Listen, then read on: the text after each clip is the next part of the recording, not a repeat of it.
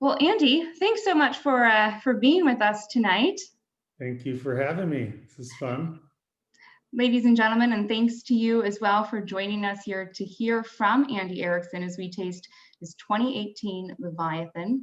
Andy has lived and worked in Napa Valley since 1994.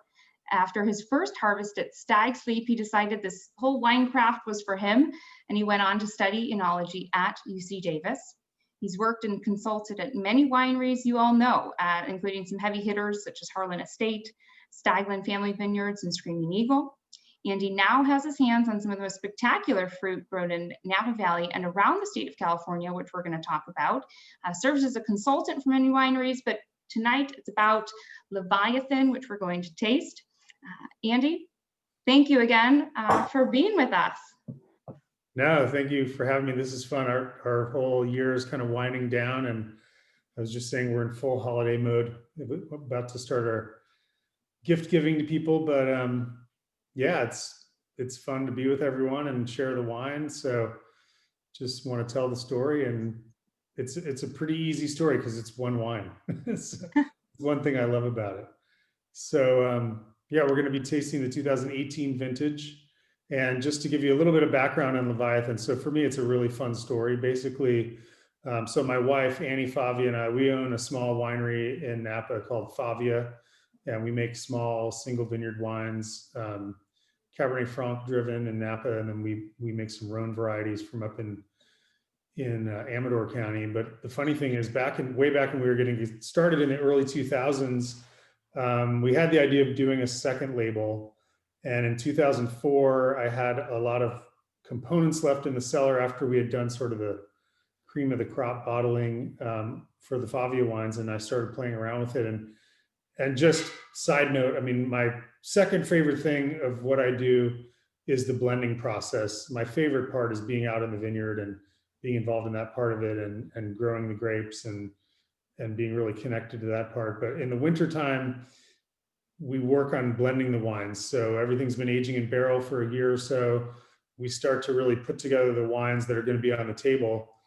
And when I started blending this second wine, I got to the point where I realized that we had components that weren't just Napa Valley, they weren't just Bordeaux varieties. And I wanted to create a wine that would be just something that would be super delicious and something that I would order if I were out at a restaurant or saw it on a list or just bought it off the shelf. So came up with this idea and stumbled upon it really. And so this is back in 2004. Like I said, we had Syrah, Cabernet Sauvignon, Cabernet Franc, Merlot, and just created a wine that I would say that the Cabernet Sauvignon always sort of drives the character of the wine, but it's not a Napa Valley wine. It's not a vineyard specific wine, which is really what all the rest of the wines that I make are. So that's allowed us really to grow it, because we've taken this idea of the appellation not being like a small sub-appellation, but like zooming out to the whole state of California and using that as our playground. So,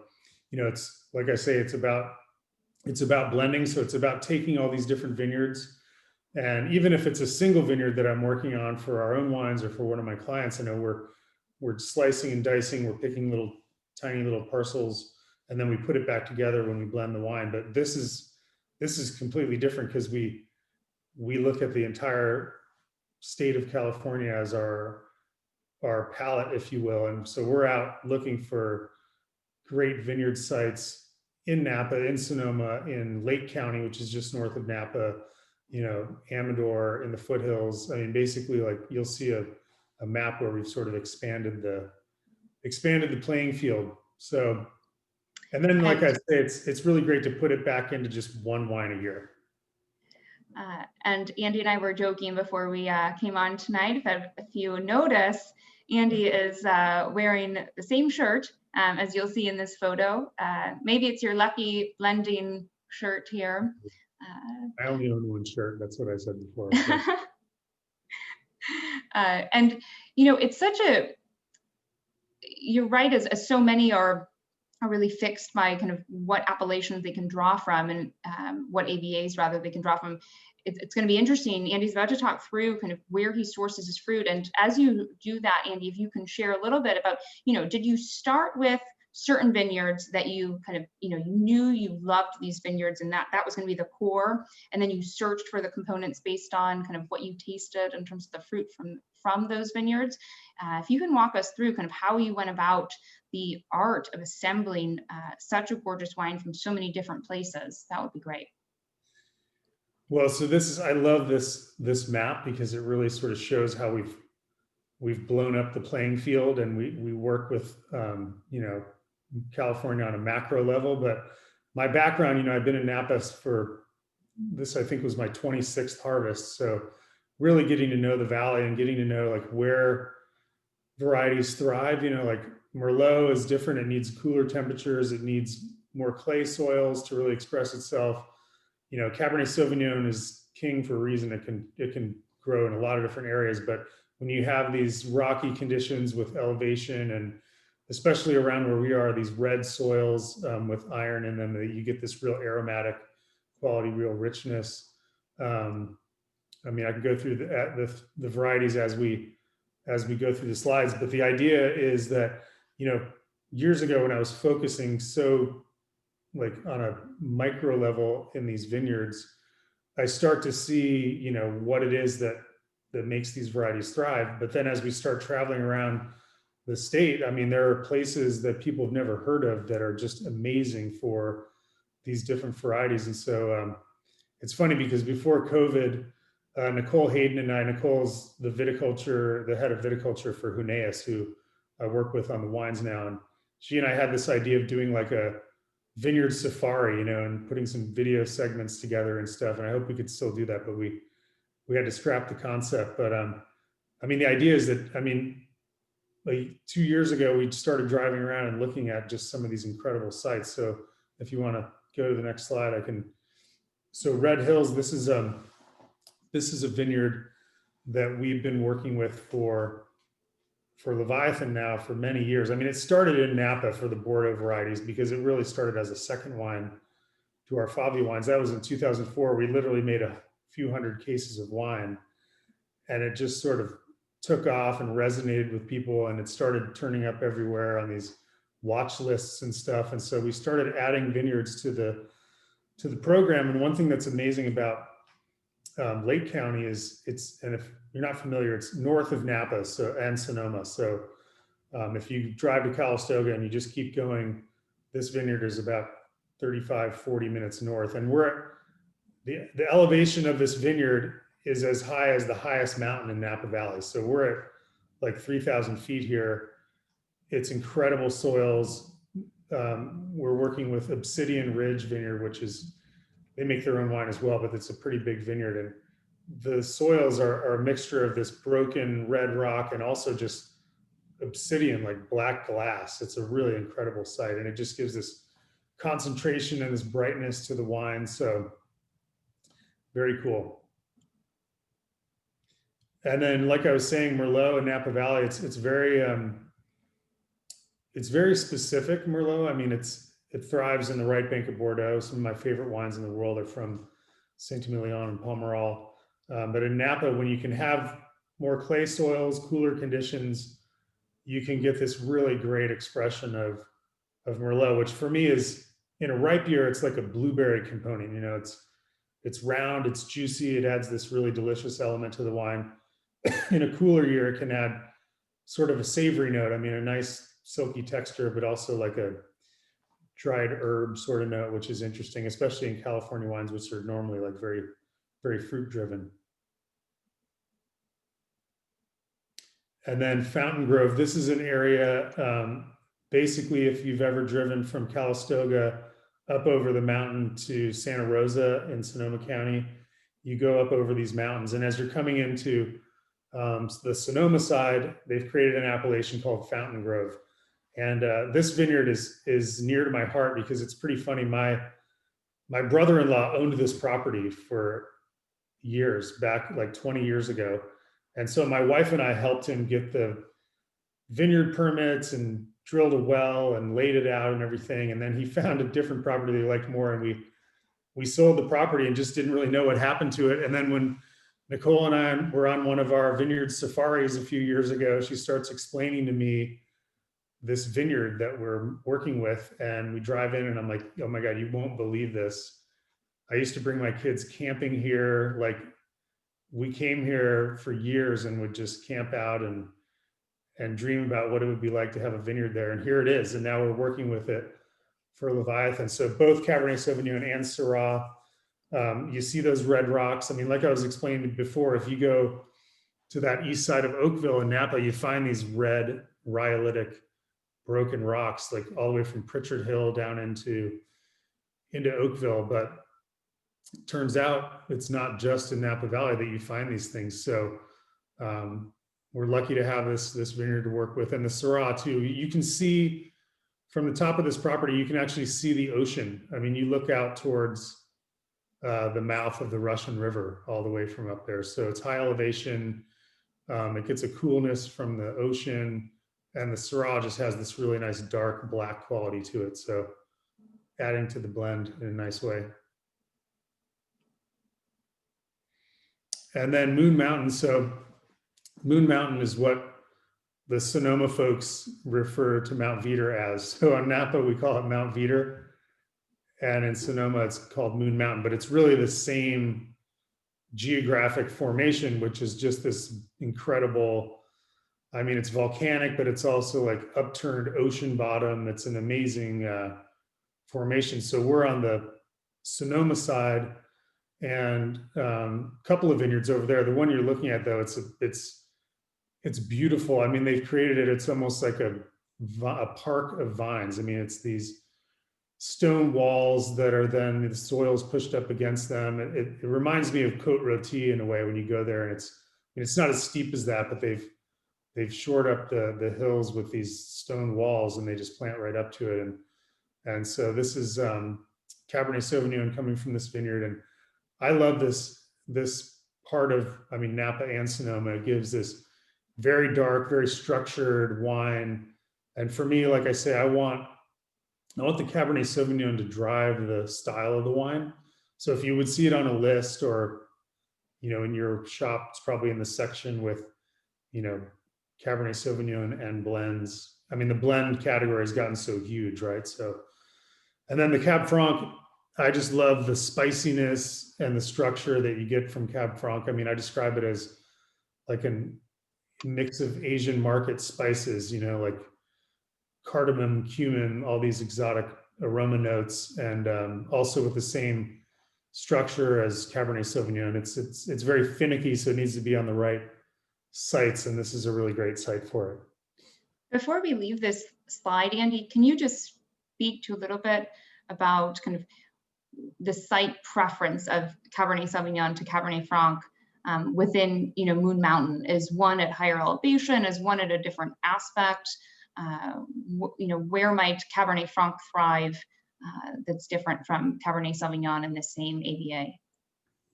So for me, I mean, truth be told, Cabernet Franc is my favorite variety that we grow in California. When it's on, it's so on. But it is very site specific in a way that Pinot Noir is site specific. I mean, when it's in the right place, it just expresses these incredible complex aromatics. But you know, Cabernet Sauvignon is pretty rugged. It will grow in a lot of places as long as it's fairly well drained and you know the vines are in balance. Cabernet Franc, you need to really work on the crop load and the balance of the vine. So it likes to be on very well drained, rocky soils, low yielding. So you could grow, let's say you had both varieties on the same terroir, you could be getting 4 tons an acre of incredible Cabernet Sauvignon. Whereas with Cabernet Franc, you want to keep it more like 2.5 tons an acre or less than 3 tons an acre on the same sort of thing. So what happens is if it gets too leafy and too vigorous, it can have a little too much of that like green bell pepper, you know, green bean kind of character, which is great in Chinon and wines like that. But with California wines, we want it to be more towards the floral, dark, you know, exotic spice notes. And that's where you need to be careful planting it on these rocky soils. It doesn't like direct sun, but it likes like afternoon filtered light. So it's managing the canopy is really important too. So. Right. So, how much later might you be picking Cabernet Franc, say, in Sonoma County than maybe they are in Chinon? Is it primarily about level of ripeness there to get those herbaceous qualities kind of leveled out a bit? No, and I only drink the wines, but I think more of it's not necessarily picking later, it's just having a different growing season altogether. Okay. So by the time the fruit is ripe, we don't want it to get too ripe. If it gets too ripe, you lose the freshness, you lose the structure of the wine. It can become too flabby. So you want to capture it when you have all this great energy in the wines. I mean, Loire Valley is just completely different. It rains during the summer. We get almost no rain in California in the summer ever. And so, we're just growing vines in a different environment. So it expresses itself much differently. Yeah. Thank you. Oh yeah, look at this. So this is a kind of a new addition to the mix. And this is, it's up in Lake County as well, sort of near the Cabernet Sauvignon vineyard, but Nicole found this site, and this is an amazing site. There literally are diamonds in the soil. I mean, they're not diamonds that you're going to sell at a jewelry store, but they're actual diamonds. It's very interesting spot, high elevation, very rocky. And you have these red rocky soils that we love. And then with this crazy mineral formation.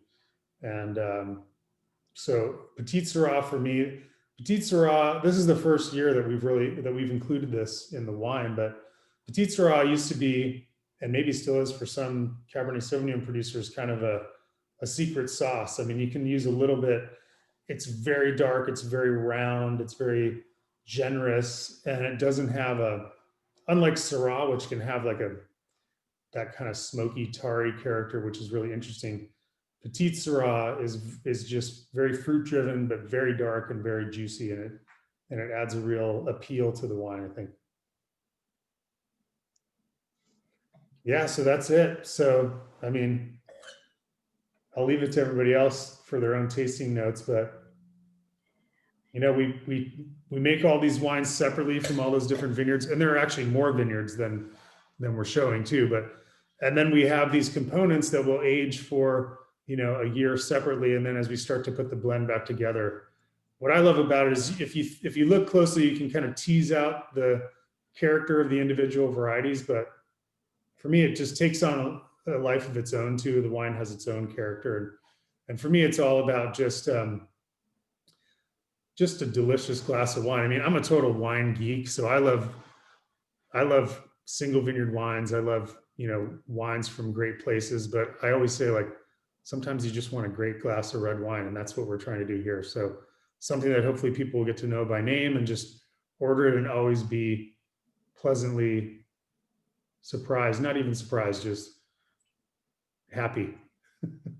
A wine to make you happy, and one that you have made because it's something that you want to sit down and enjoy, is also a great point. And with that, folks, we are going to start tasting the wine and having kind of a little bit of a Q&A here. And so just to get us started, Charles here has asked a question on the Syrah, and he's asked, what about the Fountaingrove vineyards make it desirable to grow the Syrah? And does the Syrah help give this wine more depth and contribute that dark inky color? And the third part to that is how much Syrah is in the final blend. So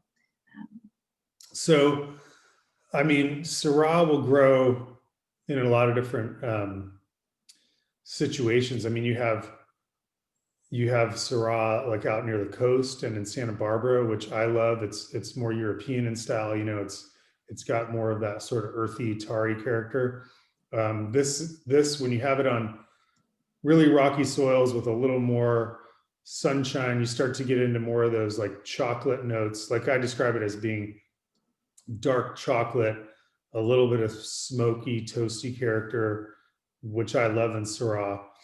And so the funny thing is when you're blending, you can have too much, and it really depends on, it's almost random in a way. I mean, we've had some vintages that were like 40% Syrah in the early days, just because that's what we kind of had to work with. And I think and I've done this, if you do a vertical of all the wines, like you don't really pick that out as it's standing out too much. But I mean, sometimes that tarriness can come out too much. So we're typically in the last few years more in like the 10 to 15% Syrah range. And I'm sorry, I don't have the blend percentages in front of me for the 18, but it's in the 10 to 15% range. And what we're trying to do is give that chocolate character, that darkness, but the tannins can have kind of a cocoa powder fineness to them that I really like too. And if you search for it in the wine, what's so spectacular about it is, yes, you said earlier, just it's delicious, it's rich, the fruit is quite luscious, but sometimes you can have that and then you won't be able to find layers of other complex notes. It's kind of just the fruit that's present. And with this, you can really kind of isolate each grape varietal and each vineyard site's kind of contribution to the wine, whether it be kind of the herbal qualities, the kind of earthy, menthol, a little bit of a pleasant herbaceous quality, coming from that Cabernet Franc, and then that really dark, inky, spice, peppery note from the Syrah, just to name a few. But just kind of layers and layers, and as it sits open in the glass, you just continue to discover more. I do, Andy, want to ask, and just a reminder, folks, please use the chat function or the Q&A to ask your questions of Andy, and we'll get to those. Before we do, I want to go back a little bit on your history, Andy, and talk about how you got into wine, because firstly, you do have some Midwestern roots, so I want to give those a shout out. And in a former life, you were immersed in both engineering and in medicine. So what kind of prompted this transition? This isn't uncommon, to hear about with winemakers kind of having a former life and then falling in love with wine. So can you tell us a little bit about that? Well, it's funny that you say I was involved in medicine, because that's a real stretch. I mean, I started college pre-med. That's about as close to medicine as I ever got. My dad was a research scientist. And I grew up in Indiana, actually, until I was a sophomore in high school, and we moved to Massachusetts. But so I do have Midwestern roots. But I sort of stumbled upon wine. I mean, when I went to Tufts University, which is outside of Boston, and I started pre-med, like I said, and I quickly got weeded out. They talk about the weeding out process. That was me. I was not in it for the right reasons, and so I started studying international relations, and I took a summer program one year where we studied in Geneva at the UN, and I lived with a family just across the border in France, in the Haute-Savoie on Lake Annecy, if you know where that is. So it's about 30, 40 minutes from Geneva, Switzerland. And I just totally lucked out, because the family I lived with had this underground wine cellar basically under the house, which they had built themselves. There were probably 3,000 bottles of wine in there.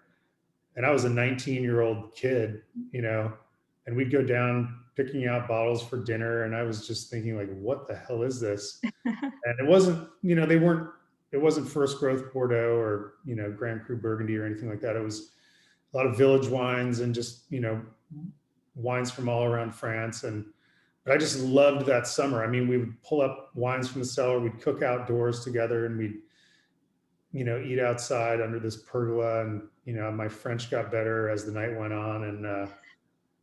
And I just came back from that summer thinking, like, I have no idea what I want to do, but I want to live like that. And so it never occurred to me that you could make wine for a living, right? I mean, that just never even dawned on me.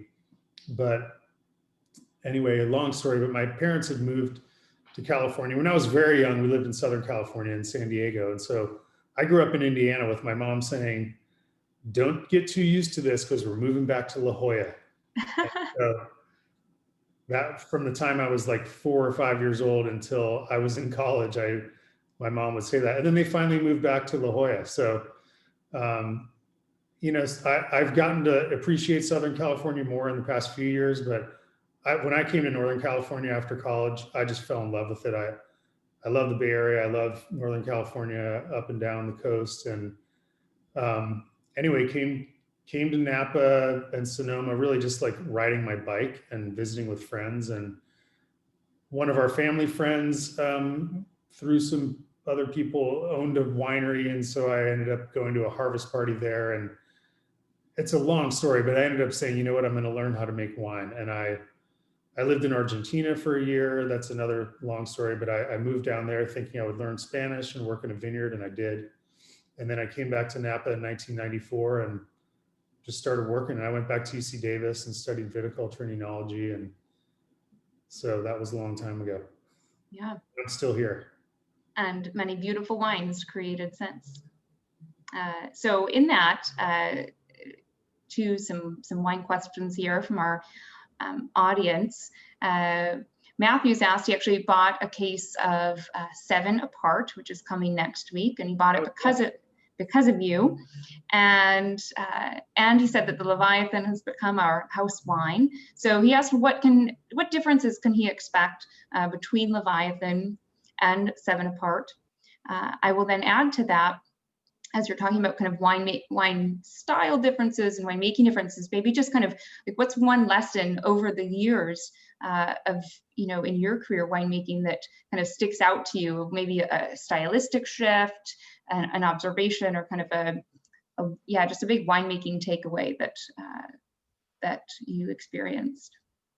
Well, the first part of the question is, and he sort of already described it, that Leviathan is their house wine. And then he purchased 7 Apart, which is a new client of mine. They have a beautiful vineyard at the top of Atlas Peak, and then another vineyard on the Silverado Trail. But that's more of a very like small production. We spend a lot of time and effort in really dialing things in there. And mainly because it's very small production, it's going to be more of a special occasion wine, price is higher.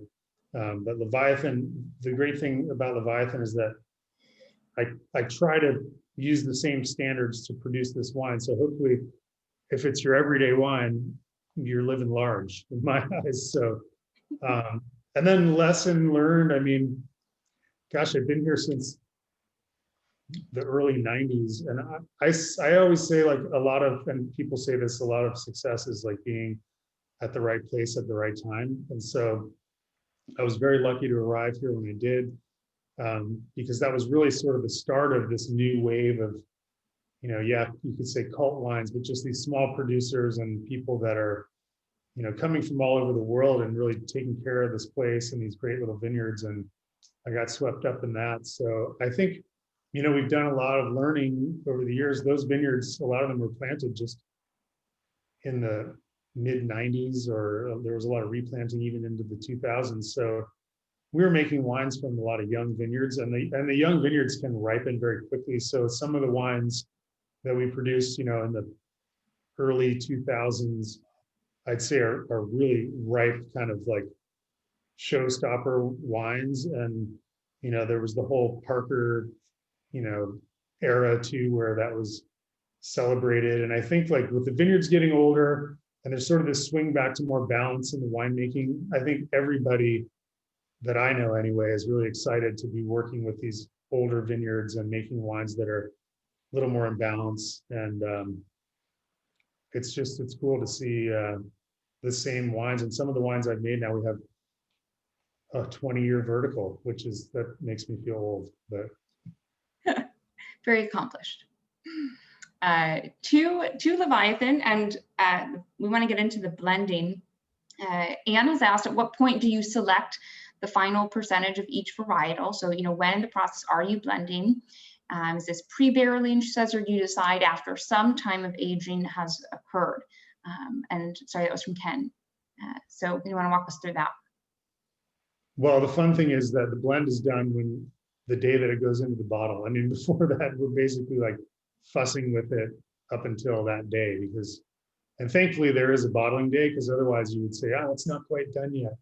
It's not, we need to tweak this or that. But basically so the blending starts even during harvest. I mean, because we know we're making one wine. So if we feel like even 2 varieties or 2 different vineyards are ripe on the same day and we like the character of them, we think they'll fit together, we'll actually co-ferment the grapes. So that could be, yes, you could have one blending component be Cabernet Sauvignon that was harvested from this vineyard on this day, and you have 10 barrels of that wine. But you could also have a blend of Syrah and Cabernet Sauvignon that were from two different vineyards that we harvested on the same day, and that was fermented together, and that becomes a blending component. So, then we start, it's kind of I like to taste the wines quarterly. So we wouldn't necessarily be physically assembling the blend, but as you go, you're playing around with the graduated cylinders and tasting, and eventually you're blending things together, and by the second winter, so like this January, we will be, the 19 wines will be blended this winter, and we're getting closer and closer to the final blend, but it's not done until it goes in the bottle. We're always tweaking it. So. And how long was the bottling, or rather the maturation, Rob was asked, in oak for this wine? And, if you're waiting kind of until bottling to blend, how long are you then holding it in bottle as well to just kind of allow that last bit of integration of all those, of the different varieties? So this was aged for about 16 months in barrel, so bottled in the spring. And it kind of depends on the vintage. I mean, sometimes the wine needs a little more barrel age. And then bottle aging, usually 4 to 6 months. I mean, I love the wines after they've been in bottle for a year, but thankfully there's been a lot of demand for the wines. So, we don't want to keep it in the warehouse for too long. Sure, you got to give the people what they want. Yeah. So Tad, here, a couple questions. Back, kind of joining on that 7 apart conversation, asked, are you excited to work with Stag's Ridge fruit, and what makes that special? Yeah, so that's the vineyard that's on the top of Atlas Peak that I was talking about. So really interesting, very rugged, very rocky. I haven't worked with Atlas Peak, but when you're up there, you can see it's a continuation of the same ridge as Pritchard Hill, which I worked at a winery called Ovid for a long time, and very similar terroir. So very, very rocky, low yielding. The vines are very stressed, and so it makes really dark, inky, really interesting wines. So. And do you think that, will you and Nicole continue on your safaris, if you will? Do you anticipate finding new vineyards that you're going to add to Leviathan in future? Are you pretty content with your sourcing right now, or is this kind of an artistic, of course it's an artistic expression, but is it one that's just going to continue to evolve as you discover more prized fruit from across the state? Yeah, we've also got some growers who are planting more vineyard for us within the ones that we love. And then by all means, if we come across something that's really compelling, if it fits into the wine, that's great. In fact, we have a Malbec source, which is really exciting. And Malbec's really an interesting variety that's quite finicky. You don't find it in California planted that often, but I think we might have a little bit of that to play with too. So, if it adds to the wine in a positive way, I think it's fun to add these sites. There's so much out there to play with. It's really fun for me to get my hands on it. Yeah. Another question that's come in from the audience here from Tad. He says, you make such precise and beautiful wines. Very nice compliment. What do you think of the natural wine movement? And I'll chime in here. It's a big question. So, take what you want here. But what do you think of the natural wine movement that could be said to celebrate aspects that would traditionally be considered flaws? So, yeah, big subject here that I'm sure Andy could speak about for a few hours. But any general thoughts you wanna share? I think I like wines that age, and I like wines that really reflect the place that they're from. And so if you like natural wine, that's great.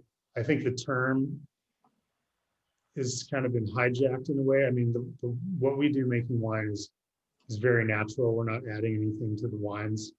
We do add sulfur because, I mean, let's face it, unless you're filtering the wine or doing something like that, if you don't add sulfur, it will turn into vinegar eventually.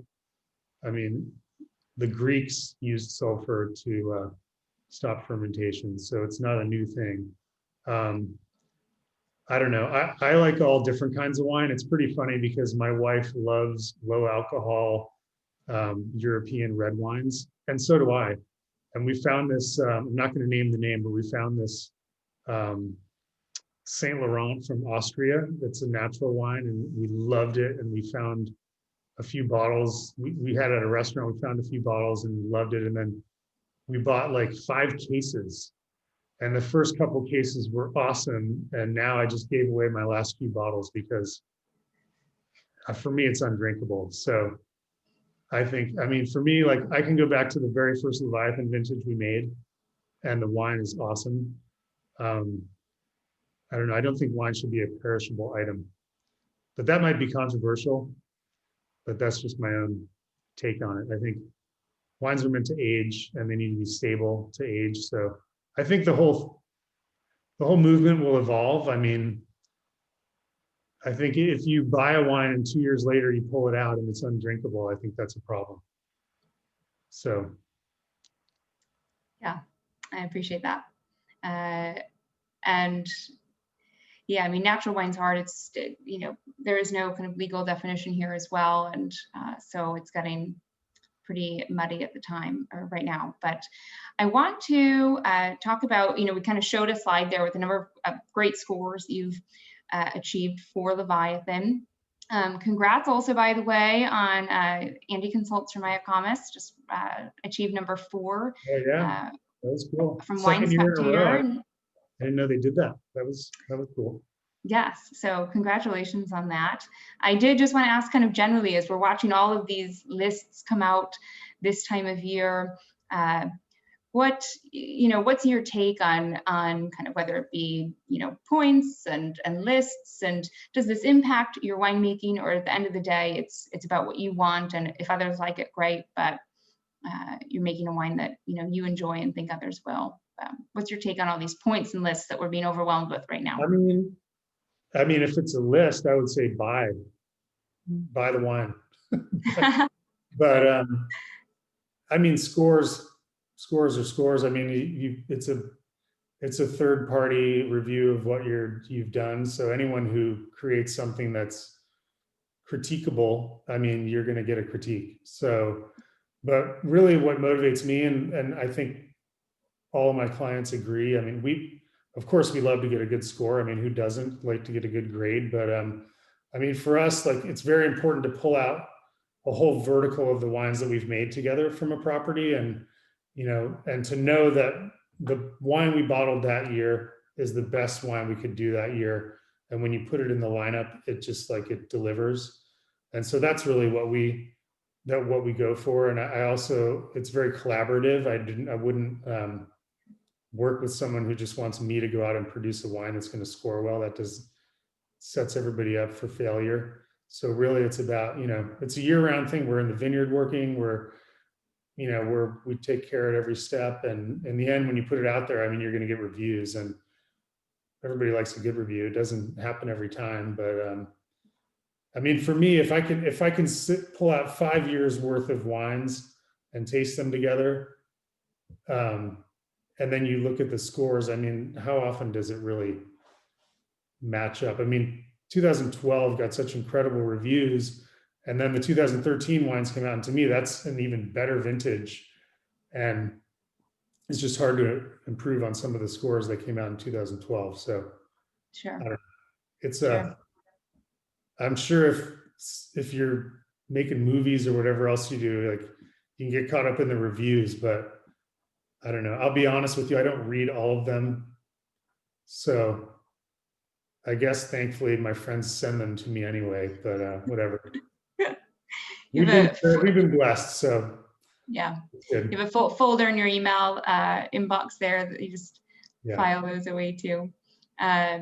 One more question here from the audience before we wrap up, from Rob. And I think it's a great question on Leviathan here. How do you manage the level of extraction that you do without making the wine too tannic? So really that's about, I mean, when you're harvesting the grapes at the right time, that means that you've got the tannins already that you would want in the wine. So that means that the seeds are mature, meaning like if you've ever taken even a table grape and you bite into that seed, if the seed is green, it's so astringent and so dry, just like it's painful. Whereas if it's brown, it's a little more nutty and it's not as tannic. So we try to get the vines in balance so they're going to deliver the fruit with the ripe tannins. So the skin tannin, the seed tannins already pretty soft. And so when you have that, then you're just in the winery, you're just deciding like, what is the texture that you want? I mean, ideally for me, like we don't have to treat the wine in any way after it goes into the barrel. So, you know, we have really good controls in terms of the tanks now. We have automatic pump overs. And so we can really dial in the amount of movement that we have in the wine and like the extraction. We control the temperature really well. I like to be longer time on the skins at a lower temperature because I describe it as kind of cold brewing a tea. You can imagine like if you pour a tea and the water is really hot, like all that dryness and all that tannin comes out really quickly. And you also lose some of the nuance and some of the aromatics. So if you're a little lower temperature, you can come in and taste the tanks more frequently, and then things evolve more slowly and you preserve some of those fruit characters as opposed to just fermenting it really hot and everything comes out really quickly. A quick follow-up on that from Rob. He's asked, does this mean you harvest a little bit later than normal? And you know, normal is kind of slightly hard to define, but can you just go back to kind of your harvesting date and what's going on in your mind when you select that date to pick? I don't like to harvest too late because I feel like in California, it's very easy to get the fruit ripe, and it can go from beautifully ripe to way too ripe in the matter of a week or two. So I kind of err on the side of less ripe, but we're trying to get the vineyards in balance so that they don't get too ripe. You still get the mature tannins and everything. So you don't get that pruniness and you retain a lot of the fresh fruit. I always describe, I like to use the example of a peach. So everybody likes well, you might not like peaches, but if you love a peach, you like a peach that's so ripe and beautiful, like you have to eat it over the sink, right? Because it's so juicy. But there's that point where like, if you have that juiciness and that acidity and everything together, it's just like the most incredible, delicious thing. But the minute it goes too far, it just kind of falls apart. And so we want to catch it where we're getting all the freshness, all the aromatics, but that juiciness too. So it's not just a question of when you harvest, it's like everything leading up to that. Sure. And, you know, taking kind of that philosophy on picking and when to harvest and that optimum ripeness, being a consultant for such a disparate array of wineries, how do you really lean into the style of kind of the producer that you're working with? So, you know, Leviathan is your own and your own project, but as we mentioned, you consult for a number of wineries. So how do you kind of, you know, maybe change up that, especially with Mayacamas that maybe leans a little bit more traditional? This is from Tad, by the way. So how do you adapt based on the producer that you're consulting? Well, I mean, everything I do except for Leviathan is it's tied to one particular vineyard, right? Or one particular estate. And so I think that's going to drive the style. And so you have to try to find ways to maximize that. Like at Mayacamas, yes, it's Napa Valley, but really it's the top of Mount Veeder. You're in a redwood forest. The wines naturally, to me, have more in common with Barolo than they do like Napa Valley wines because they're very rugged, they're very savory, there's lots of acidity. I mean, if you're trying to make a wine that you would get from Oakville up there, it's just not going to happen. And so, and not only that, Mayacamas has this long history of wines of a certain style, which is lower alcohol, more tannin, long aging. And so for us, it's really important to just keep that going and just try to, my goal is to bring out more of the purity in the wines and the focus in the wines, but the style is really dictated by the growing conditions and what you get. And so it's fun to have that end of the spectrum. And then some of the other wines I make on the other side of the valley where, you know, it's almost like a desert. I mean, it's very dry. The grapes are really small. It's very concentrated. It's just going to produce a different style of wine. So it's kind of fun to work with all those different sort of conditions. Well, Andy, thank you so much for all of your incredible insights. You have such a wealth of information over the years, and again, have made the wine world such a better place. So thank you for that. I'll close with just, again, everyone visit your local Binnies, pick up a bottle of Leviathan here. Absolutely fantastic. And thanks for walking us through the blending components and your thoughts on that. We'll wrap up with the last question, which is just about visiting out in Napa. And do you have a visitor area there at the Leviathan facility after quarantine, of course?